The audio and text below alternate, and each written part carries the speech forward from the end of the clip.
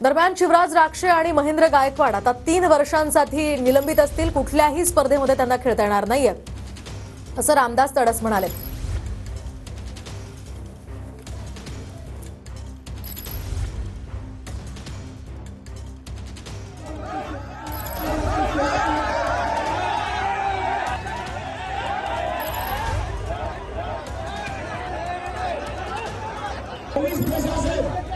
गोंधळ घातल्यामुळे ही कारवाई करण्यात आलेली आहे। शिवराज राक्षे आणि महेंद्र गायकवाड हे आता 3 वर्षांसाठी निलंबित असतील।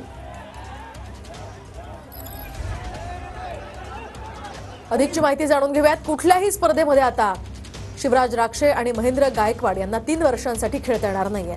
महाराष्ट्र केसरी स्पर्धेत पंचाला लाथ मारल्यामुळे त्यांचं निलंबन झालंय।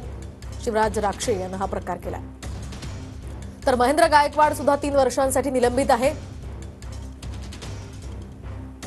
कुठल्याही स्पर्धेत त्याला सुद्धा 3 वर्ष खेळता येणार नाहीये। त्याच्या समर्थकांनी काहीसा गोंधळ घातला होता, अरेरावीची भाषा केली होती आणि त्याच प्रकरणी महेंद्र गायकवाडचं सुद्धा निलंबन करण्यात आलं।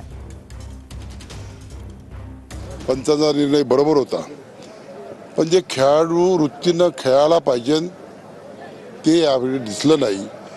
त्यांनी पंचाला लाथ मारणं, शिवीगाळ करणं हे काही एका खेळाडूला शोभण्याजोगतं नाही आहे। आणि म्हणून आम्ही या ठिकाणी निर्णय घेतला की शिवराजला 3 वर्षासाठी आम्ही या स्पर्धेतून सस्पेंड केलं, त्याला कुठेही खेळता येणार नाही। फायनलमध्ये महेंद्र गायकवाड आणि मोहोळ यांच्यामध्ये जी कुस्ती झाली होती, आमच्या कार्याध्यक्षाला सुद्धा अरेरावीची भाषा वापरली, त्याच्यामुळे त्यांना सुद्धा आम्ही 3 वर्षासाठी सस्पेंड केलं।